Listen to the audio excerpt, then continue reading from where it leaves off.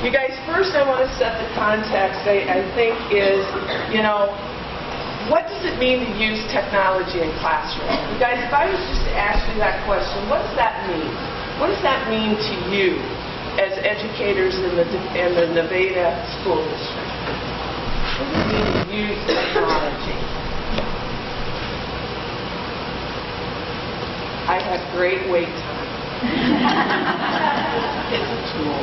Okay, a tool. Okay, it's a learning tool for the classroom. What else? What does it mean to use technology in the classroom?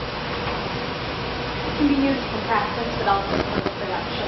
Okay, practice and production. So there's different levels. Yeah, how do we embrace technology in our classroom?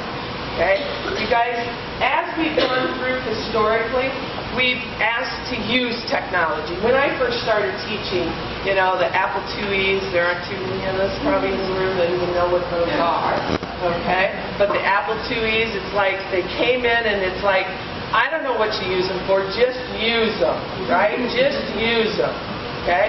Then we've kind of been, since then, in this era of integration. But the problem is your administrators or Carrie or whatever will say, well, just integrate it.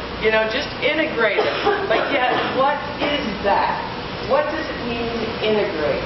And I think where we're heading now is into something that we call innovate, okay?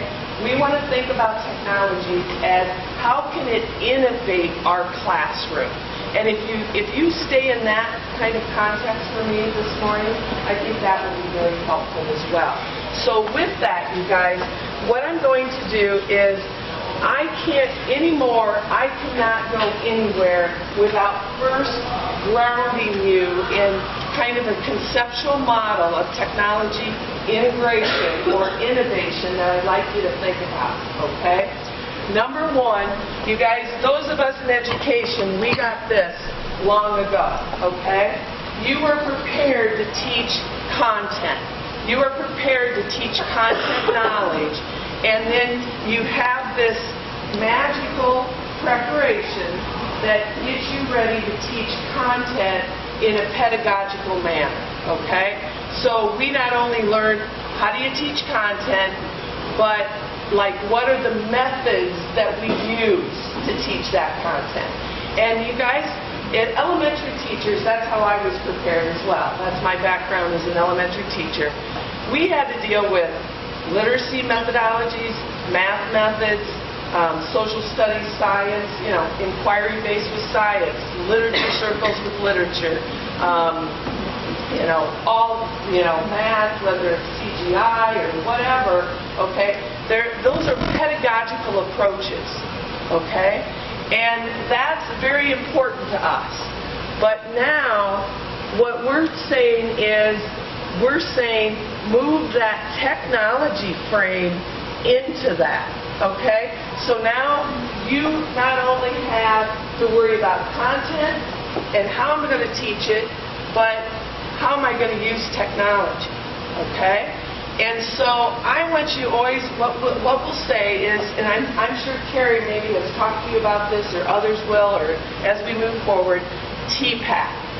We want to know, do you have TPACK? When you think about designing lessons, have you thought about the technology that you'll use, the content that you're teaching, and how you're going to teach it, okay? Now, you don't have to be all in with technology. Every lesson isn't going to take technology. But I think in your mind, every time you teach something in your classroom, in today's classrooms, you need to think about those three questions, okay? And this is the conceptual frame that will do it. So as we move forward, I'm going to have you think about this. What content are you going to teach? How are you going to teach it? And then is there a technology tool that will let you teach it, that will help you in that understanding of that, okay? So kind of CK, content knowledge, pedagogical knowledge, technology knowledge, okay? And so what I'm going to do today is I'm going to kind of force your hand in the TK, and what we're going to talk about is digital storytelling. So the TK knowledge that you're going to gain today is digital storytelling and what it is, okay? So we're going to kind of build that conceptual model as we go through today. Okay, so number one, let's start with what is digital storytelling, okay? Hopefully all my Joe's got me.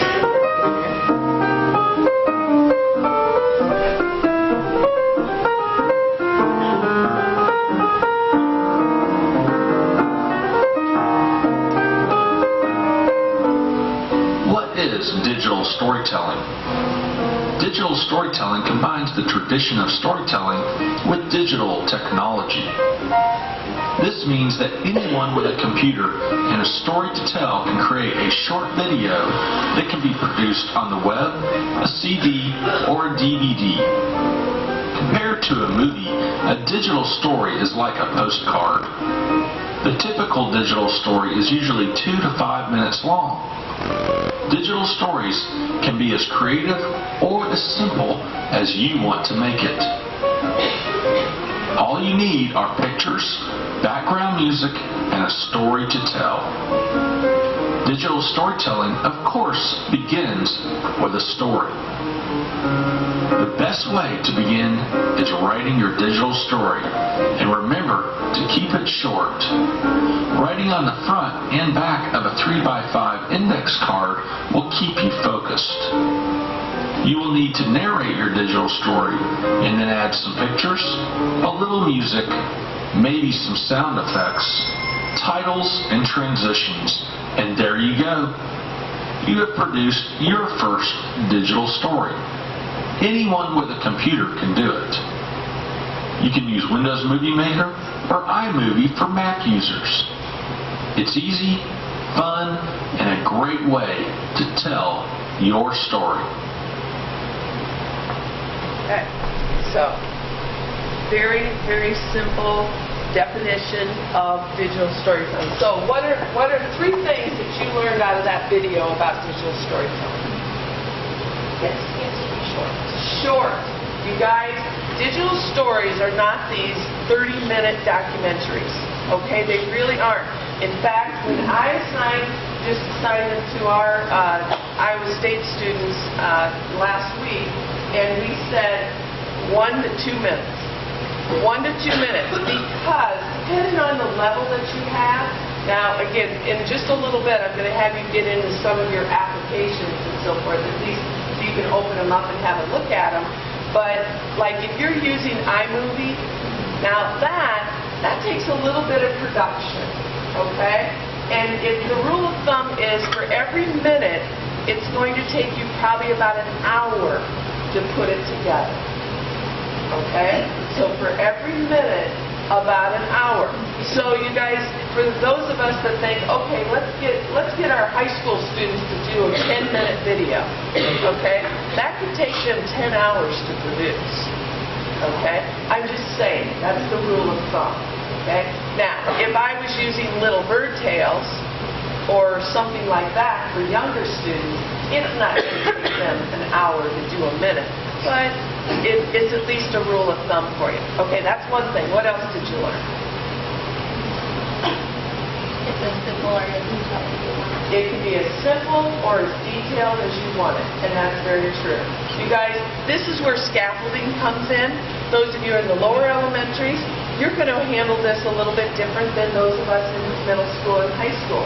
The details will grow, but just think, if your students in the Nevada district, if they had opportunities to do digital storytelling throughout, by the time they reach those middle school teachers and high school teachers, there's going to be a sophistication of detail and the ability to tell a digital story that's going to be very different, okay?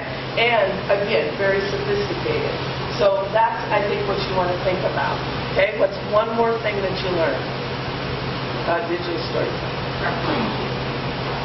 Preparation. Okay, the importance of preparation. Exactly. You guys, you think, okay, this is another thing that, okay, they got to do it all on technology. No. This is where it really aligns well with our Common Core, okay, with our Iowa Core, because they can actually they have to write the story first, You know, they have to prepare the story, they have to write the script, they have to maybe do a storyboard, which I'll show you examples of that in a little bit later. But those are all things that make up digital storytelling, okay? Another thing that I hope you picked up is digital pictures. So pictures, video, however you want to handle that. And there's narration. You guys, I don't let our students at Iowa State do a digital story without their own voice. Okay? So it's real important. Again, remember what I told you. We have students read stories, but do they tell stories?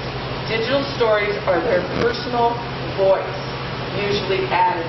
Although, again, there's hybrids where they wouldn't have to have voice and then, just music or whatever. Okay? And then music if you want, sound effects if you want, but those are just kind of additions if it's something important that you want to do with them. Okay? Okay, so with that, you guys, where do you think digital storytelling began? Do any of you have just really good storytellers in your family? Is there some one person that just, you can't wait to go to the family gathering to hear them tell stories? All right? Who's yours? My sister. Your sister. Who's yours? Yeah. Your husband. Isn't that great? I mean, mine is my sister-in-law. My sister-in-law actually happens to be Jane Schmidt, who's now the Teacher of the Year this year. And so she tells the greatest stories, None in my immediate family. She had to marry men for us to get a storyteller. But when you think about that, that trait is very, very important. So storytelling goes back forever, right? I mean, we can trace that back to the beginning, right? But when did digital storytelling start? How did we even think of this? Where can you think? Where are the digital stories around us, and where did they start? Yeah. Commercials. Exactly. You guys, commercials are digital stories. Sometimes Hallmark, I can't get through a Hallmark one without crying, right? Emotion. But there's funny ones, whatever.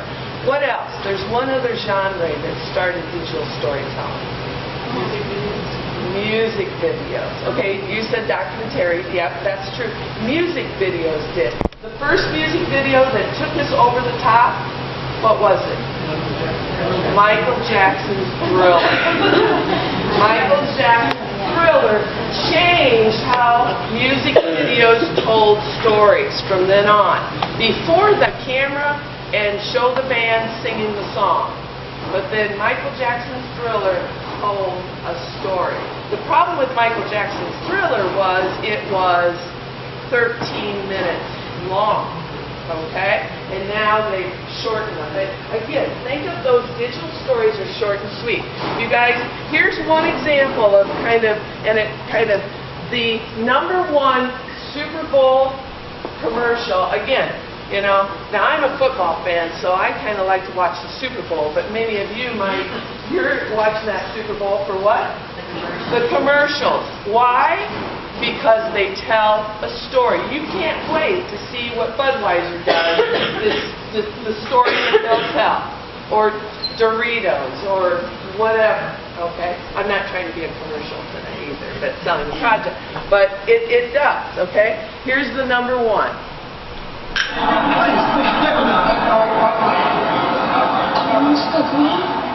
Mr. Green? Yeah. You need any help? I just want you to know, I think you're the best ever. Yeah, sure. Want my Coke? It's okay, you can have it. No. Really, you can have it. Okay.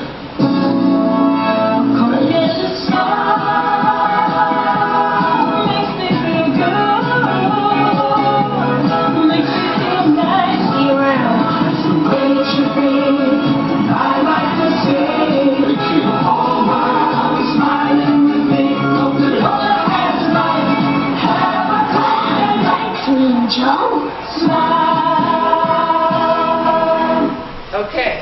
digital story, 30 seconds. 30 seconds, digital story. You have a beginning, a middle, and an end. Okay? Digital stories always have that same storyline that you teach in your classrooms. A beginning, a middle, and an end. It really doesn't leave you hanging. Okay?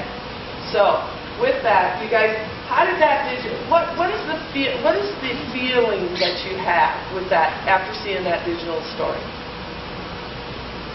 How does it?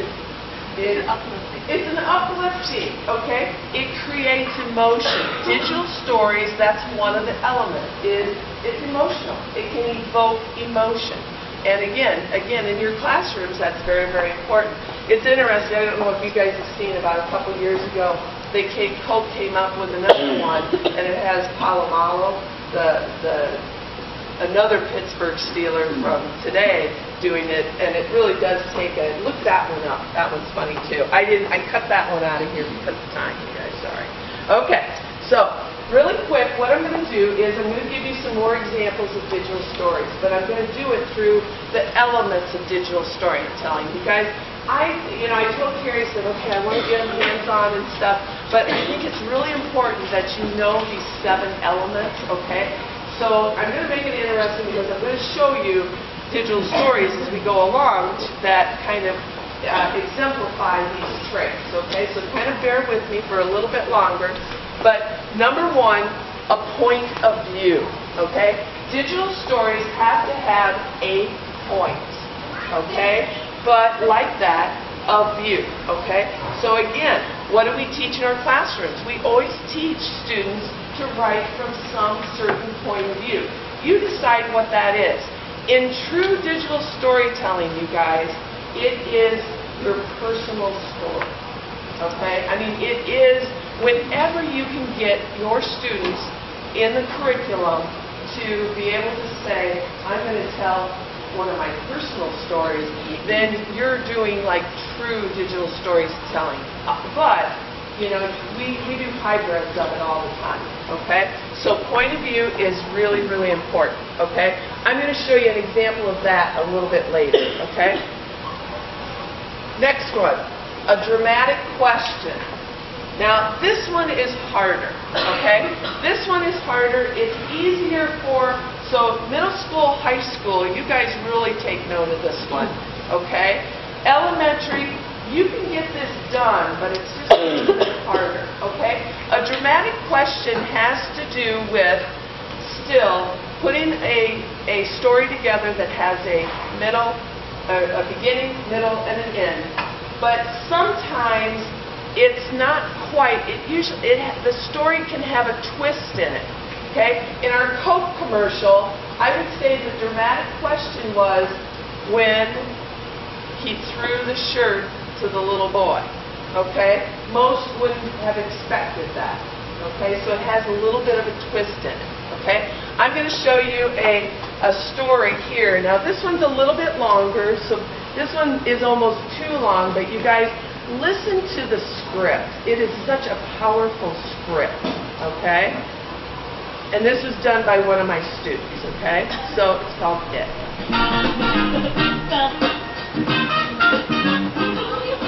It. He had it. That's what he told me that night my freshman year when we first met. He confidently claims that he didn't know what it was, but he had it. His brother didn't, and women liked it. Well, I didn't see it. I saw a college sophomore with a Mount Everest-sized ego. With that initial perception, it was difficult for me to see past the mountains. I just knew I didn't want much to do with this guy. I decided no college-age girl was safe around this womanizer. Sales girls, waitresses, and co-eds all fell subject to his pickup line. And yet, amazingly, it worked. I've never seen a phone book with that many Katies listed. I'll admit, the guy did have quite a lot of charm. It's hard to be annoyed with a good-looking guy who plays guitar. And everything was always more fun when he was around because he brought the party with him. I found myself dabbling with those first impressions. I continued to fight those impressions at the start of the summer that he lived with my best friend. In some ways, Ego Man was ever present. However, as the summer passed, class, I spent less time with him on my nerves and more time enjoying his company. Collaborating on a charitable carpentry project displayed the self-confidence I'd seen in ego as rather his driving force towards higher achievement. The weekend sailing trip revealed his perseverance as he pushed our little sailboat to high speed in the same manner that he pushed himself towards success. Most importantly, that summer I found appreciation for his general enthusiasm towards life. Being around him was just plain fun. The mountain of ego I had seen crumbled to reveal a very special individual I had truly misjudged. Finally, I knew what it was, a unique blend of positive qualities that was irresistible to young and old alike. But it seemed I had discovered it only in time to lose him to first jobs and peaceful dreams. Had I discovered my false first impressions too late? Well, fate was on my side. That following summer, I got married. Only to his older brother, my best friend, with him right there sharing our joy and it with all of our guests. When I learned to see past my first impressions, I not only recognized a rare individual, but I gained a friend, who I am proud to have as a brother. Okay, that's a dramatic question. Okay, did that end how you thought? I mean, if we were going on, it's like, oh, she's going to marry him, right? Well, no, she married the brother. Okay, so again, that twist to digital storytelling, when you can do it and when you can encourage it with your students. And again, I said middle high school for this one, but you guys, we can do that at the elementary level. It just depends, you know, what's your idea and how could you do it? Okay. Now, the one thing with that digital story, that's one of my all-time favorite digital stories. It really is because, again, the power of the script. But the one thing, and again, in grading, and I'm not trying to be critical because I think, you know, it's a great digital story, but the one thing that was difficult was what? The music in the background. The music in the background was too loud.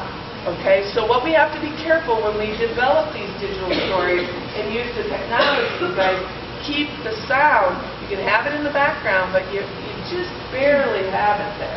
Okay, I'll have another example of that here in a minute. With that too, probably the length. Again, that was about 4 minutes. A little bit too long. You know, it's a great story, but you know, keep it within that time length, and it's a little bit better, okay? Next, emotion, okay? A digital story will usually evoke emotion.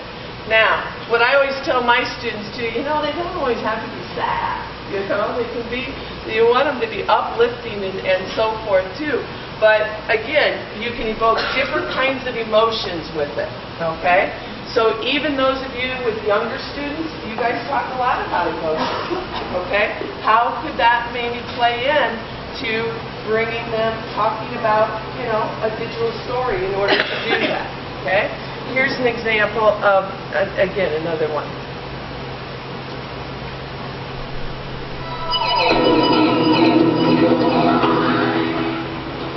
This is my father, Charles Chuck Butters. He's always given me excellent advice through the years. Started pretty early and was always quite thoughtful. At age 2, when I was chasing after a skunk calling it kitty, his advice was, always know what you're chasing or it might just land you in a tomato juice bath. At age 4, when I was in a phase, anytime someone touched me, I would yell, "Don't touch my body." His advice was, stay that way until you're 50. It will make my life a lot easier. At age 5, when I was upset that he was laughing at me, he told me this. You need to learn how to laugh at yourself, or I will have to. Sorry. At age 6, on the subject of boys, all boys have germs except me. When I was 15, on the subject of driving, I've driven more miles backwards than you have forward, so just listen. At age 17, on the subject of my current education and my future education at Iowa State, I want you to be able to work smart, not hard. Work hard on your studies now, so you can work smart later. Some of his advice has stuck, while others haven't. I always know what I'm chasing. I will now allow people to touch me. Boys still have germs, but I'm willing to risk it to be around them. I can laugh at myself. I drive how he taught me to drive, most of the time. And I work hard on my studies. My dad passed away December 16, 2009. The last piece of advice he left me, he never had to say aloud, but rather instilled by example. Some of his advice didn't stick, but this will stay with me forever. Family is all about sacrifice, loyalty, support, and love. And what you receive is more worth the effort than that you put in.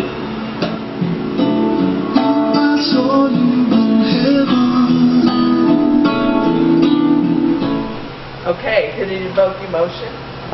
That one is cool because it evokes like that.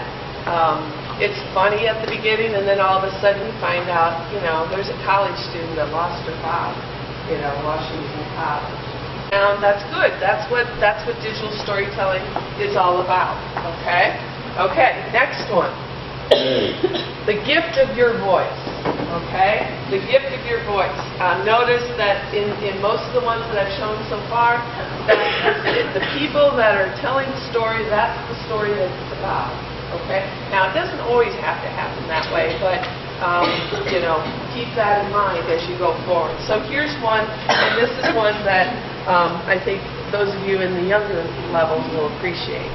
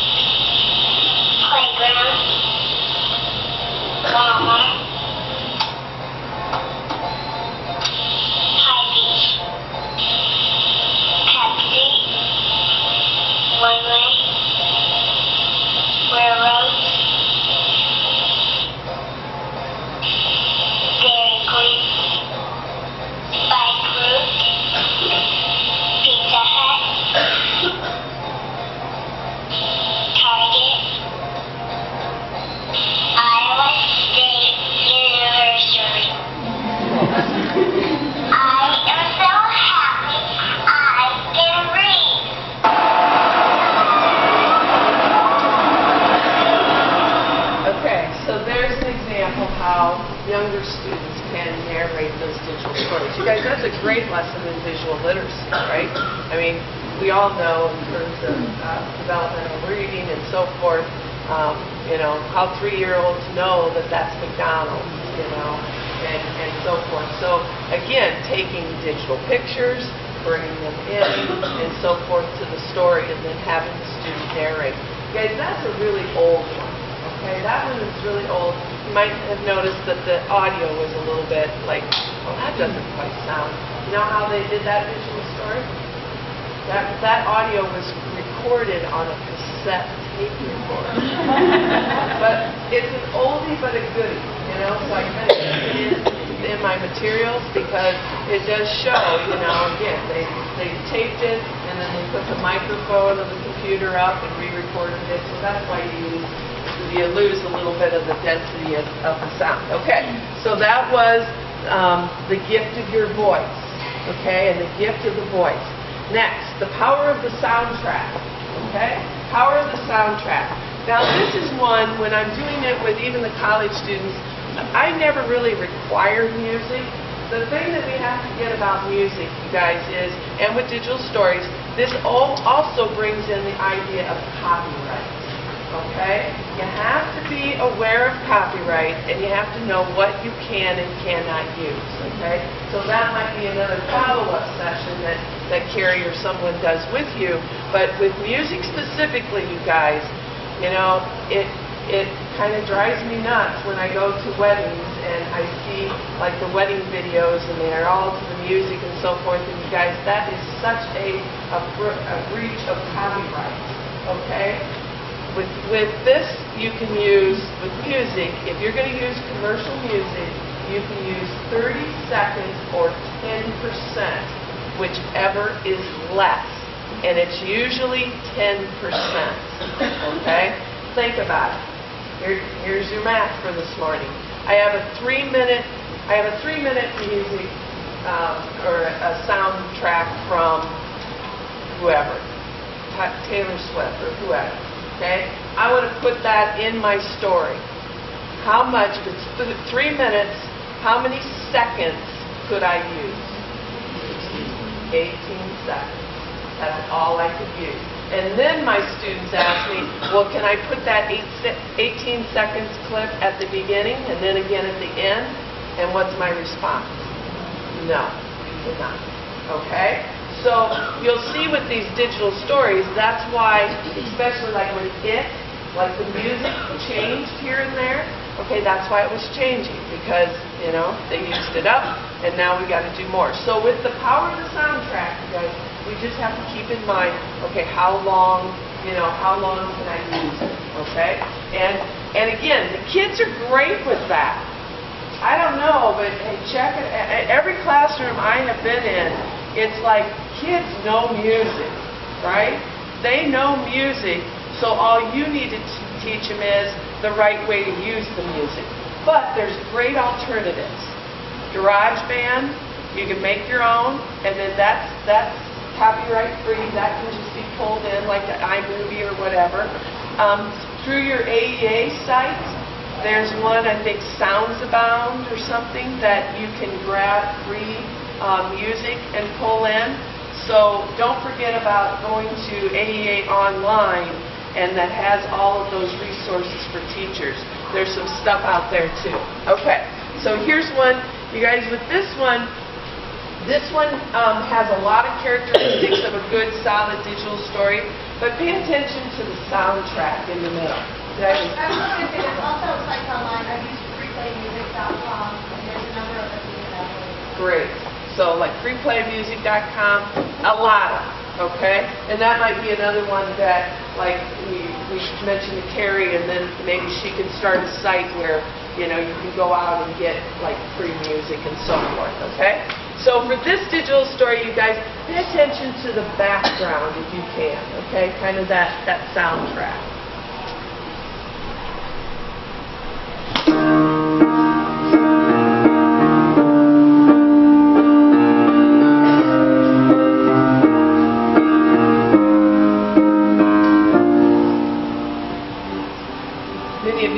This book in your Maddie is a skinny, blonde-haired boy with oversized glasses. He loves pizza and morning cartoons. His room is overcrowded with stuffed animals and rock collections. There's also a hospital bed. Maddie has a very rare form of muscular dystrophy.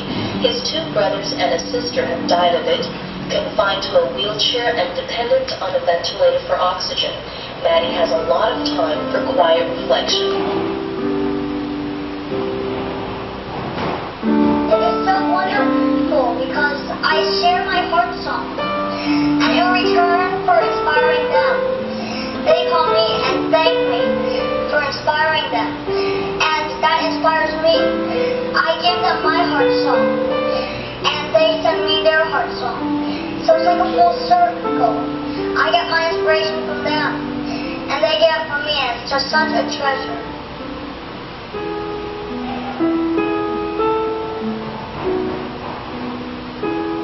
But I'm always careful to see my glass half full, because if I see my glass half empty, with no hope at all, it may as well be empty all the way.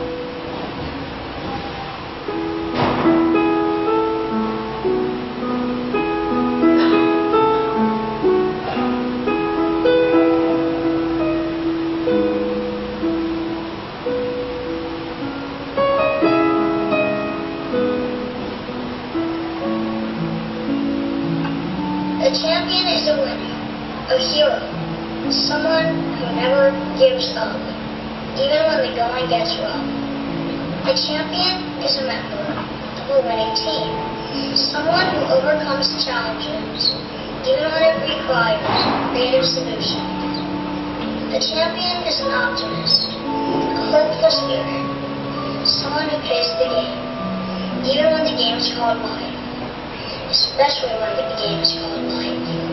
There can be a champion in each of us if we live as a winner, if we live as a member of the team, if we live with a hopeful spirit for life.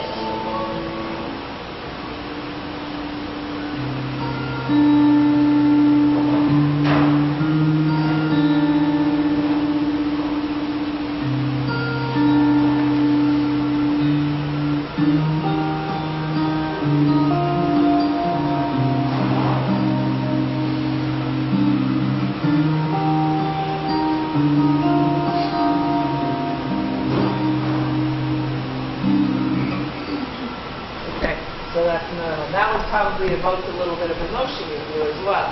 So you can kind of see, but hear that soundtrack? I mean, that soundtrack just kind of flowed in the middle. Again, depending on the age of the student, that's going to work, but they'll mess with that. You know, they really will. But you just need to make sure, you know, you direct that kind of copyright with it. Again, with the free stuff, you're in good shape, but it's fun to have a mix that music as well. That one was pretty powerful too, because nice use of text. Don't forget the text that you can use. But what I don't let students do is they can't just type out their story on the screen. You know, they need to use their own voice or use text appropriately and in limited quantities, especially in digital stories. Okay? Okay, a couple more, but I don't really have just a couple more elements. Economy. You guys, economy is all about how long, okay? And we've talked about that. I really, if I was doing this in the classroom, I'd go anywhere from 1 to 2 minutes to 2 to 3, okay? Then I have students tell me, well, what if I go over? You know, don't dock them for going over, but just try to limit them. And what you're doing is, again, you guys, they'll tell a better story if it's shorter. They really will. With digital storytelling, you know, less means more. It really does, okay? And then the last one is pacing, okay? And that's just kind of another way to think about how to tell the story. And when you want to work on fluency, those kinds of skills with your students, pacing is all about that, you know, kind of the ebb and flow. And, you know, hopefully some of the ones that I showed you today have that as well. Okay?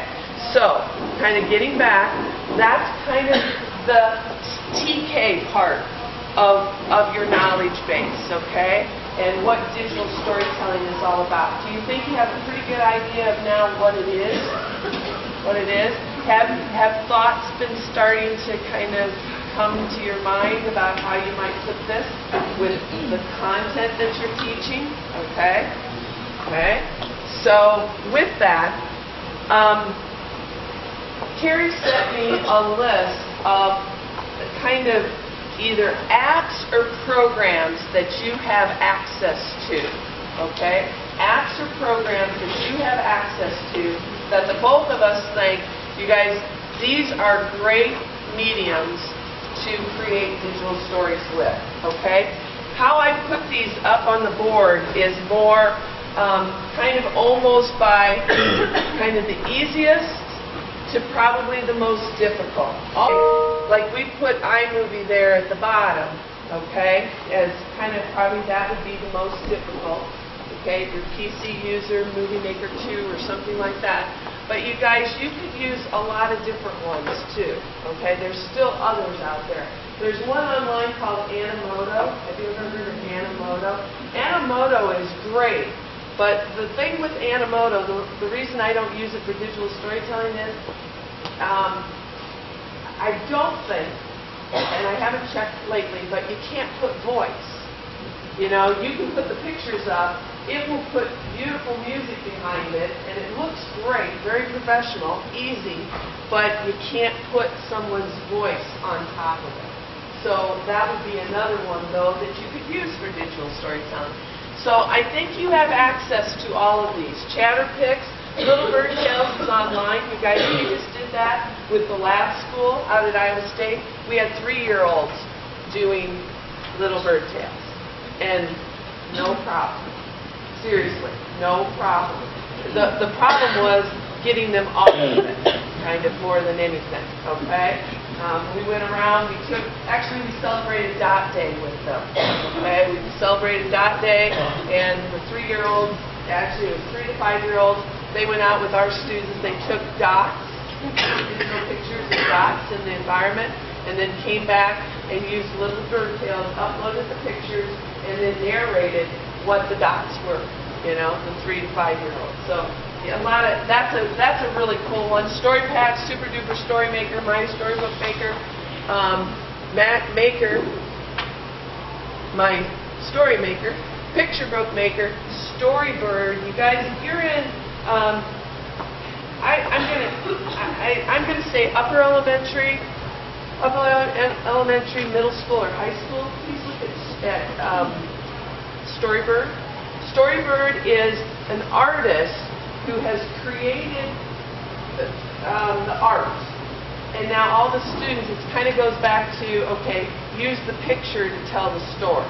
So it's a little bit of reversal there, but it's beautiful. The artwork is beautiful, and students can really create some really cool stuff, okay? And then, of course, WeVideo that would be like an online iMovie, okay? iMovie resides on your laptop or iPad, okay? WeVideo is in the cloud. I haven't used WeVideo very much. Has anybody else?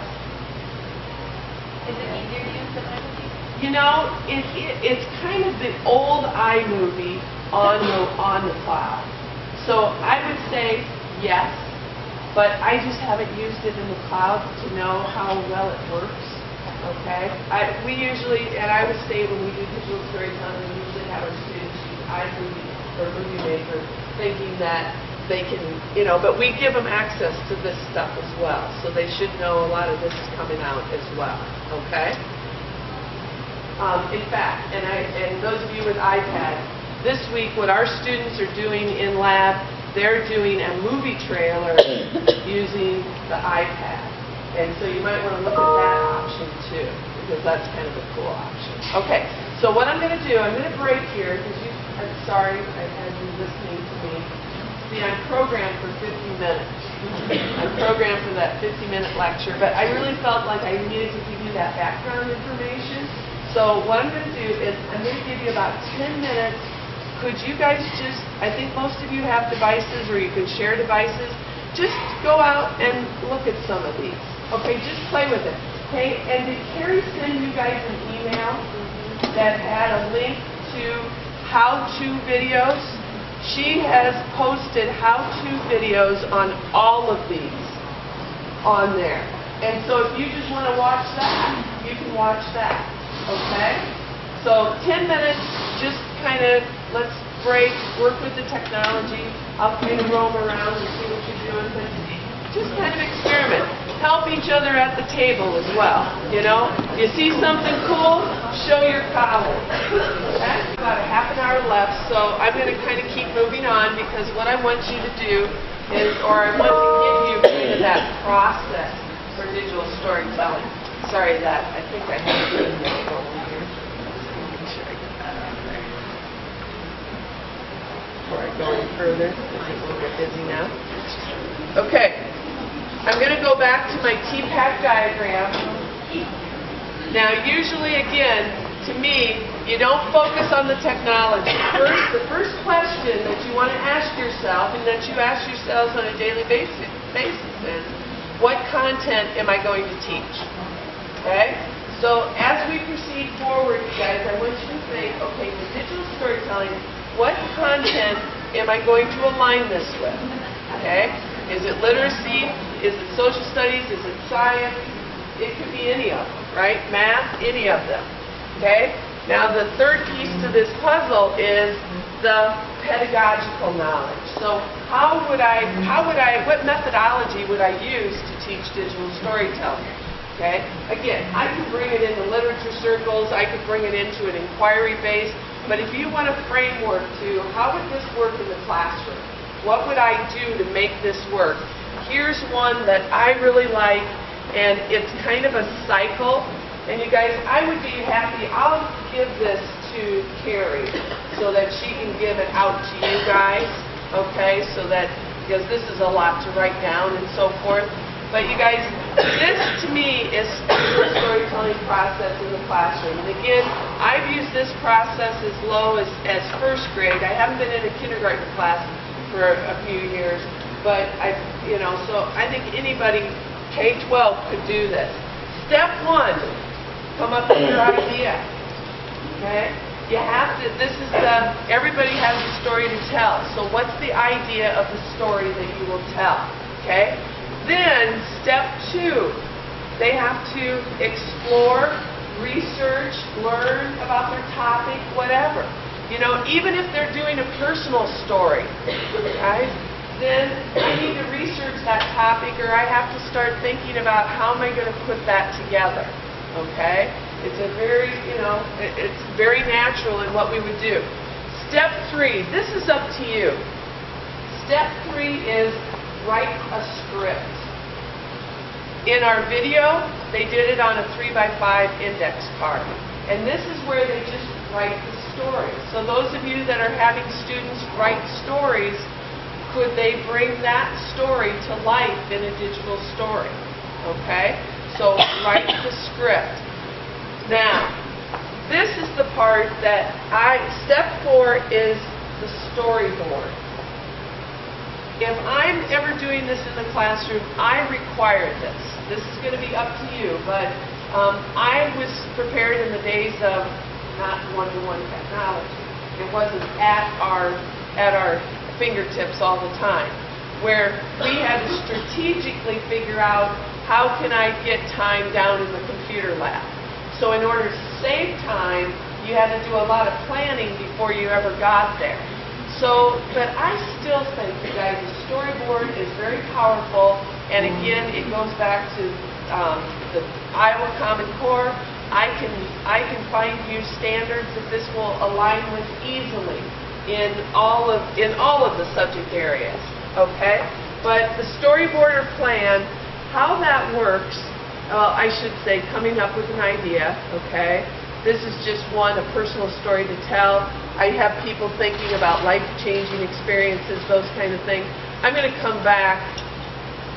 I'll come back to that one, okay? I'm going to come back to this stuff.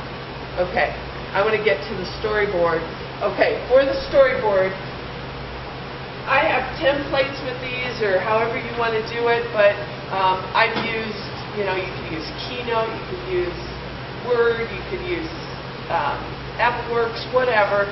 The storyboard is, you can have them drawn. On one side it's, what am I going to see? And then on the other side is, what am I going to hear? And then they actually write a storyboard for that entire digital story. Okay? Now, for the little ones, if I'm doing Little Bird Tales or something like that, a storyboard, but I think once you get into that 2nd, 3rd, 4th, 5th, and up, I would really recommend storyboards. Not that I wouldn't even do them with the little ones if they were short. Okay? Now, as an example, I'm just going to play a little bit of this. World War II Rationing by Joni Jackson. Kind of take note of the story. World War II was entering its 2nd year. I'm not going to play the whole thing. Supplies were very short in America because so many of them were being used to make supplies for the soldiers and the war. Rations were given to us so that the prices would stay low because there was a short supply and a high demand for almost everything. Supplies such as sugar, Kleenex, nylon hose, stamps, gasoline, and leather are just a few of the items that were rationed. Many everyday items such as bread, stamps, and gasoline were rationed every 2 or 3 weeks. My family had a hard time making it 2 weeks on one ration of bread and gasoline. To receive rations, we had to be issued a coupon book and prove that... Okay, you guys kind of get... Now that's a good, like a social studies one, history or whatever, where students, when you think about that process, then the research that they would have to do to learn about this, everybody's maybe doing a different topic, those kinds of things. But what the storyboarding looks like is something like this.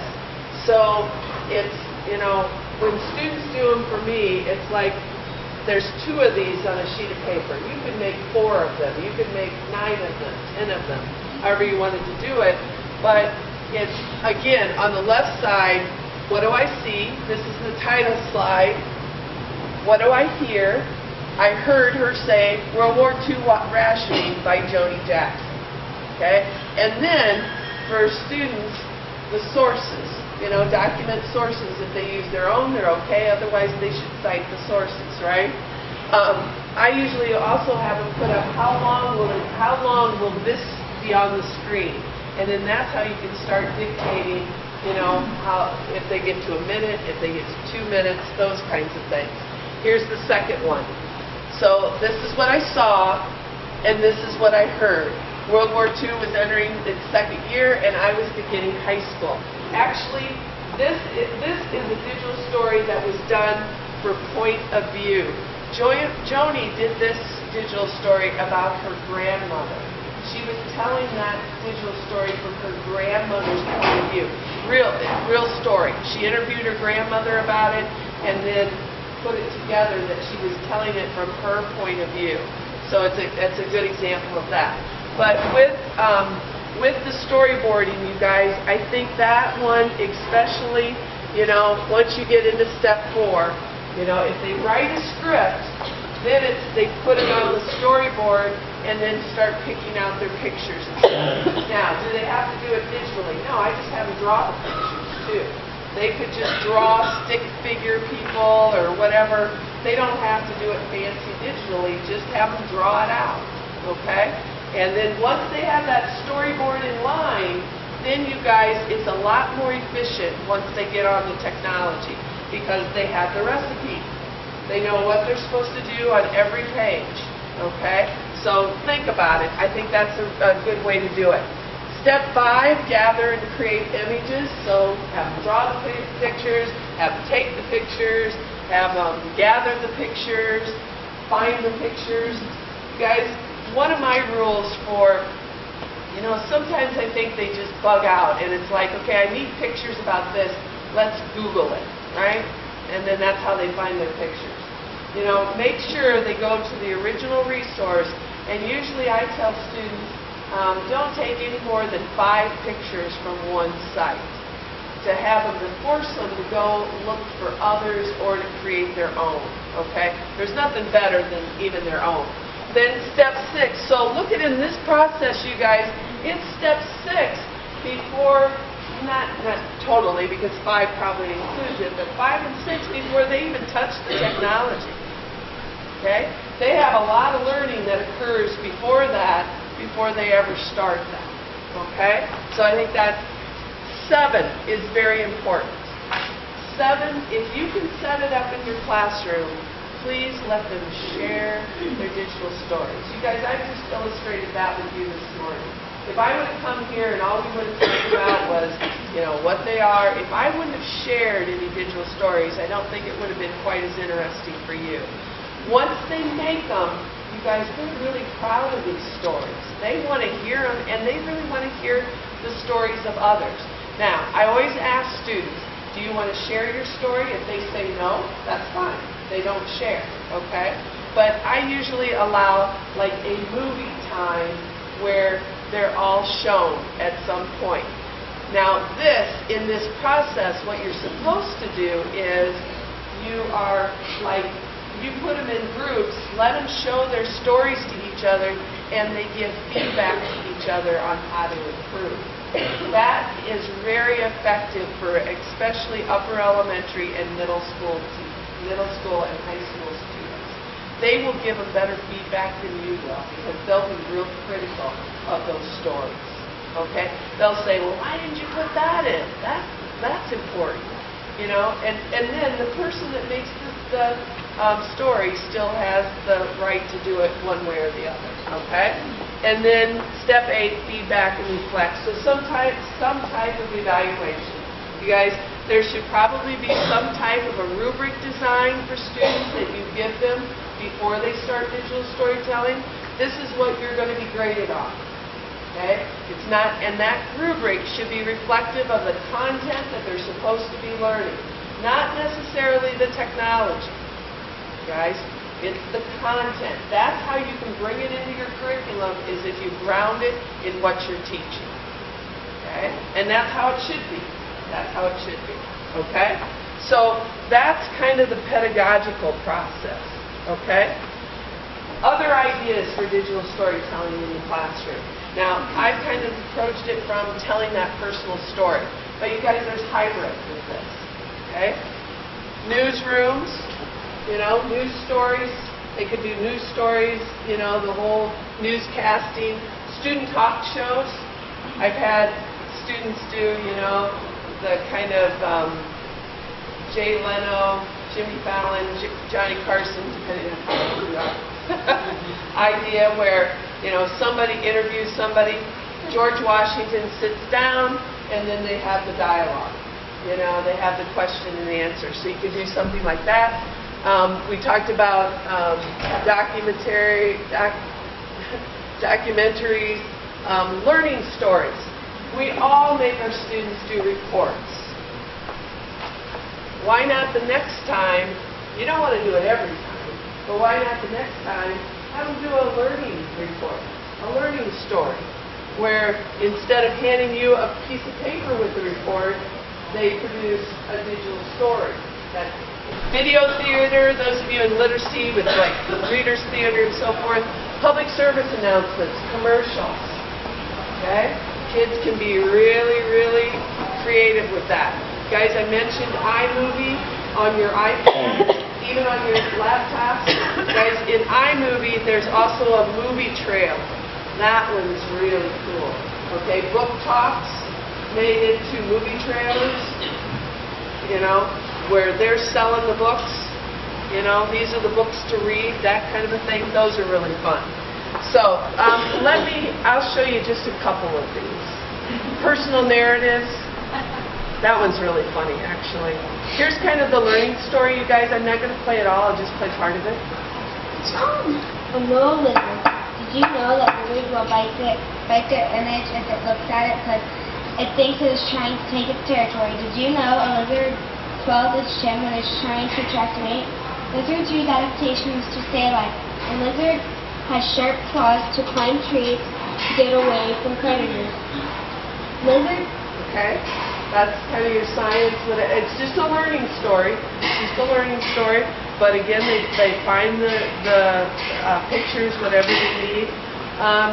You guys, I don't know how much field trips are in your horizons. I don't know as a district how much you go on field trips and stuff. But you guys document those. If parents are with you, or if you can take older students, or even give the cameras to the kids.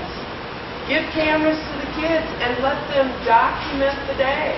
And then come back and make that story about their day. What did they learn? Again, that's the reflection that's needed. We just don't go on the field trips and then, okay, it was a day away. What did they learn as a result? I'm sure your administrators want to know that as well. There's some great ones like that. You guys, this one, the field trip to the zoo, this was done by kindergartners. This was so cool. I can't find this one on the internet. It's not one that I've done with students before. But what they did was they went to the zoo. They took pictures of the animals in the zoo. They brought those back. These kids, they did riddles about the animals. And these kids are standing there and they're saying, what's big and gray and has a big long trunk? So they're videoing that. They put that in the story, and then they all say, an elephant. And then they put up the picture they took at the zoo, and then they have pictures of the students and their writing and what they learned about that day, about the elephant. And of course, it's the inventive spelling, it's kindergartners do, and so forth. Really cool. And so what a great way to capture a field trip, but make it a learning experience as well. Okay? This is Drew. This is the newsroom, you guys. Carrie did this at her last school. First graders, she did them working on Mexico. Mexico. So we sent some young reporters something, to find out some information. Over to you, Josh and Leslie. Okay, now Carrie put this together, and she'd do this. What is Mexico? It is in North America. It is close to the equator. What kind of They have the land green are screen. in Mexico? She's using the green screen They here. have That's why that boy's shirt, he wore a green They shirt. have jungles So it didn't show and us. stuff. I'm wondering how Mexico people greet each other. They say hello is hola and goodbye is adios. What type of houses do they have? They are made of adobe instead of wood. Most of the houses are connected. Wow. Okay, so that's another idea. Let's see. PSA, you guys, this is... You can find a good friend walking to school. All you got to do is follow the golden rule. Do unto others as you'd have them do to you. And believe it or not, before you are through, you got a good friend. Everybody needs one, a good friend. It's so hard to find a good friend. So take my advice, get yourself a good friend. Get yourself a good friend. Hall pass, a good friend. Get yourself a good Now friend. you gotta appreciate that middle school humor. You just have to. That was the school that basically they took their school rules and made PSAs about them. They had the students make PSAs about the rules of the school. You could do that with character counts, with the pillars, however you want to do it, or anything. PSA, public service announcement on ecology, on biorenewables, on energy.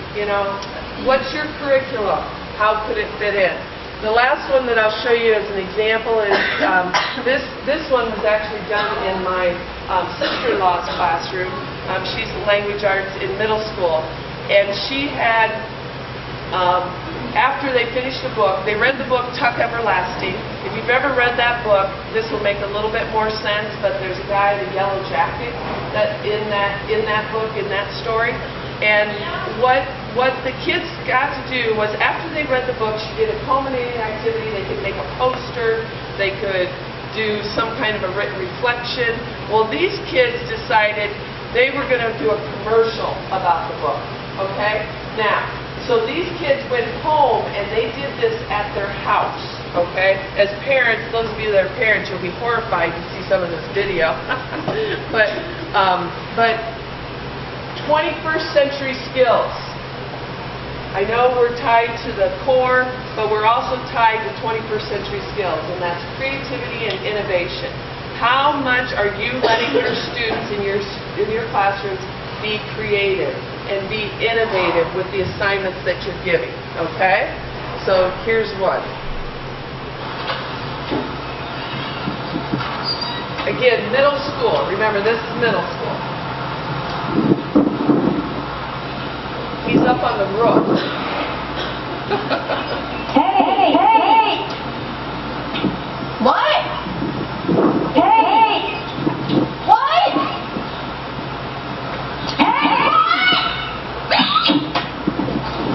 Are you tired of wearing the same old clothes to work every day?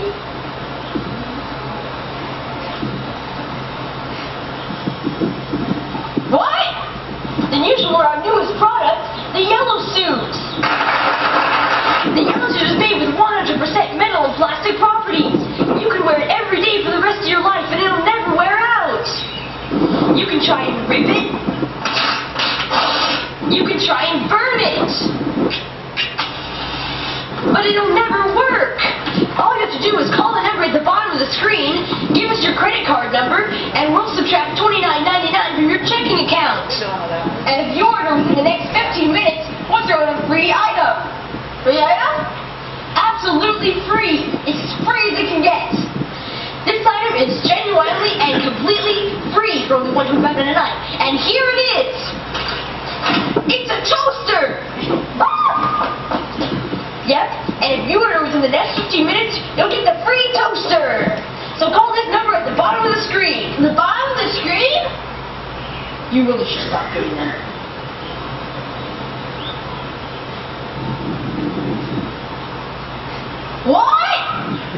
This product may cause severe itching in the armpit area and some places in your body that are physically impossible to scratch. You will repel people with the opposite general willingness. There is a slight chance of death in some Saudi Arabian monkeys and also in all Americans and half the population of Russia. The free toaster is in fact not free. It comes with a slightly overpriced fee of $1.25. Call and order now. I mean, when you think about, they did that all on their own. That was just totally on their own. How much do we let our students go and just be creative and then produce different things? Okay, now I am going to give you a little, I'm going to go back here for just a minute. I'm going to give you a little bit of assignment, and I'm going to say that if you guys could do this by the end of the day, okay? By the end of today, this is your exit ticket. You can do it before you leave today, okay? But I know you're getting ready to go back to your, copy down that HTTP://,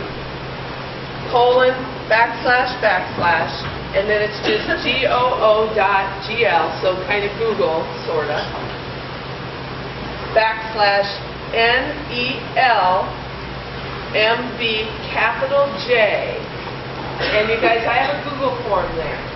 And that is going to be your exit ticket, where after all that kind of we've done today, we've shown, I know you didn't get to create as much, but what are the ideas that you have? Either for you to tell your own personal story, or how would you incorporate this into the classroom?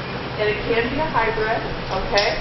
And actually what I'm going to do is I'm going to give Carrie access to that file, and then she can follow up with you, because she's here to support you as you do these types of projects in your classroom, okay? Now, I know it's not like she can help all 40 of you at the same time, but you guys, she has done a lot of digital storytelling when she was in the classroom, and she knows how this works. So please put up some ideas. And I don't care if you're high school, middle school, elementary, you guys, it does work, okay? And the students are capable of doing it, okay? Do you have any questions for me at all? I hope you found this helpful. Yeah. Okay. Go forth and make stories, okay?